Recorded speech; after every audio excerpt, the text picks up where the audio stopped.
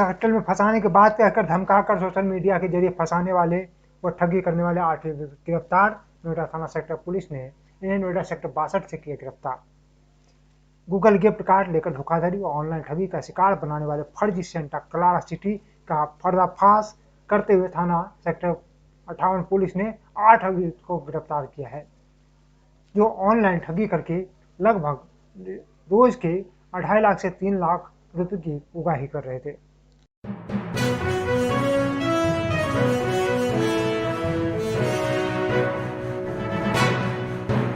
US के लोगों से फ्रॉड करने वाला गैंग पकड़ा गया है, किस तरीके से काम करते थे? देखिए एसएपी जो और सेक्टर 58 की टीम को इसमें इन लोगों ने 8 लोगों को गिरफ्तार किया है और 8 यहाँ अपने इंडिया के रहने वाले हैं, आसपास के ही रहने वाले हैं, गाजियाबाद, मेरठ।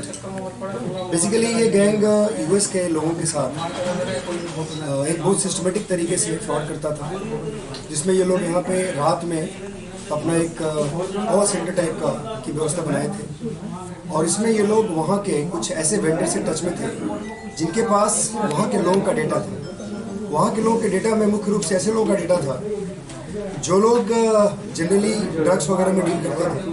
उन लोगों को ये लोग कॉल करके और थ्रेटन करते थे कि यूएस एजेंसीज के माध्यम से आपका डेटा और ट्रांजेक्शन हमें पता चल गया है, और फिर उनको धमका करके उनसे कुछ गिफ्ट लेते थे और उसको एक पर्टिकुलर साइट के माध्यम से अपने इंडियन करेंसी में ट्रांसफ़र करा करके और उसको अपने यहाँ मंगाते थे।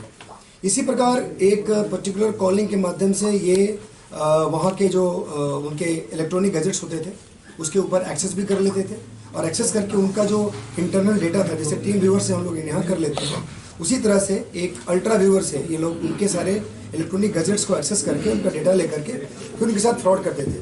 तो इस प्रकार ये यूएस सिटीजन्स, खास करके जो इंडियन ओरिजिन्स के सिटीजन्स थे, उनके साथ ये फ्रॉड होता था और उसमें बहुत सारे और भी टेक्निकली जो सोफिस्टिकेटेड चीज़ें थी, जो गैजेट्स थी, जो सॉफ्टवेयर थे, वो यूज़ किए जा रहे थे। सर कितने लोग? ये 8 लोग थे, 8 लोगों के माध्यम 8 लोग इसमें अभी पकड़े गए हैं। जो इस पूरे गैंग का मास्टरमाइंड है वो अभी एट लार्ज है, उसको भी हम लोग बहुत जल्दी अरेस्ट करेंगे और उसके बाद इन लोगों से बहुत सारी चीज़ें हमें बरामद हुई है, जिसमें इलेक्ट्रॉनिक गैजेट्स भी हैं, कंप्यूटर्स भी हैं जो यूज़ कर रहे थे, कुछ सॉफ्टवेयर वगैरह भी चीज़ें मिली हैं और सबसे इम्पोर्टेंट बात यह है कि इनके कन्वर्सेशंस के कुछ वॉइस भी हमारे पास मिले हैं जो इनके पास सेव्ड थे।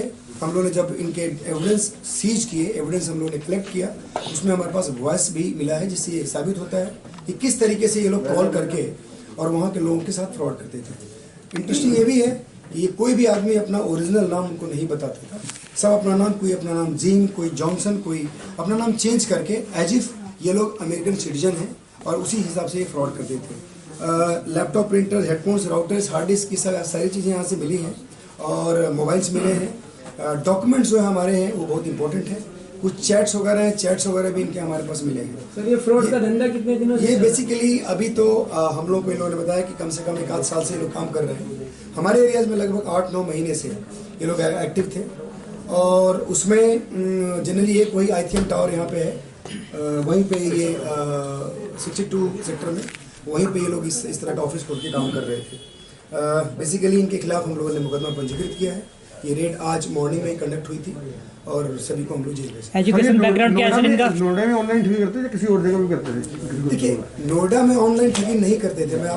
मैंने आपको शायद उसको जो ऑफिस था इनका ऑनलाइन ठगी करते थे यहाँ था, लेकिन इनके जो टारगेट थे वो सारे यूएस के लोग। एजुकेशन बैकग्राउंड सर कितने का फ्रॉड कर चुके होंगे अभी? देखिए ये पर डे इनका जो एक ट्रांजेक्शन था वो लगभग 4,000 से 5,000 डॉलर का था, लगभग 2-2.5 लाख रुपए के आसपास ये किया करते थे और अभी 1 साल से चूँकि काम कर रहे हैं तो इमेजिन कर सकते हैं कितने पैसे का ट्रांजेक्शन उन्होंने किया। इसमें हम लोगों ने डीओटी की टीम को साथ में रखा है और डीओटी की टीम जो टेक्निकल जो एक तरह से सपोर्ट है वो उन्होंने हम लोग को दिया। हमारी टीम में वो लोग भी रहे हैं रेड में और मुझे लगता है कि बहुत सारी चीज़ें अभी जो मेन मास्टरमाइंड है उसको जब अरेस्ट किया जाएगा तो बहुत सारी चीज़ें। सर क्या एजुकेशन बैकग्राउंड क्या है? सभी कोई ग्रेजुएट है, कोई 10+2 पास किया हुआ है और कोई एक आध उसमें MBA भी किए हुए हैं और ये लोग उनके लिए काम कर रहे थे। इस पूरे कंपनी को जिस कंपनी के नाम से चलाया जा रहा था उसका नाम AP टेक्नोमार्ट लिमिटेड। एपी टेक्नोमार्ट जहाँ पे काम कर रही है उस एरिया में क्या उनको भी कोई नोटिस नोटिस इशू किया जा रहा है कि भाई आप लोग कैसे इनको रख रहे हैं, रेंट पे कैसे दे रहे हैं? वेरी ट्रू, बहुत सही क्वेश्चन किया आपने। पहले भी हम लोगों ने इस तरह के कॉल सेंटर्स जहाँ पे पकड़े थे, जहाँ जिस जगह से फ्रॉड होता था वहाँ के लोगों को हमने नोटिस जारी करके पूछा था, और उन लोगों में हम लोग, हालांकि वो भी हमारी जांच अभी चली रही है, जहाँ भी इस तरह के फ्रॉड गैंग्स काम करते हैं वैसे ऑफिस के ऑनर से हम लोग बात करते हैं, उनसे पूछते हैं कि भाई इनका क्रेडेंशियल्स कैसे आपने वेरीफाई किया।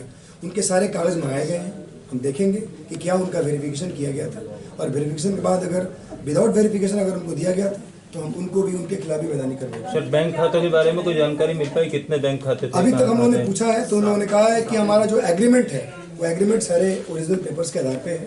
हम लोगों ने उनको कहा है कि जो एग्रीमेंट के पेपर्स हैं और प्लस जो डॉक्यूमेंट्स जिसके आधार पे उन्होंने वेरीफाई किया था वो सारा लेकर के हमारे पास है। सर, बैंक खाते कितने थे, कहाँ थे? कुछ 7 या 8 बैंक खाते भी पता चला है। ये बेसिकली जो विनोद है, विनोद लखेड़ा, उसके पास एपी टेक में 5 करोड़ रकम है। विनोद लखेरा ही सर अभी गायब है। अभी गया वो बेसिकली पन्ना में रहता है, मध्य प्रदेश पन्ना का रहने वाला। वो इसको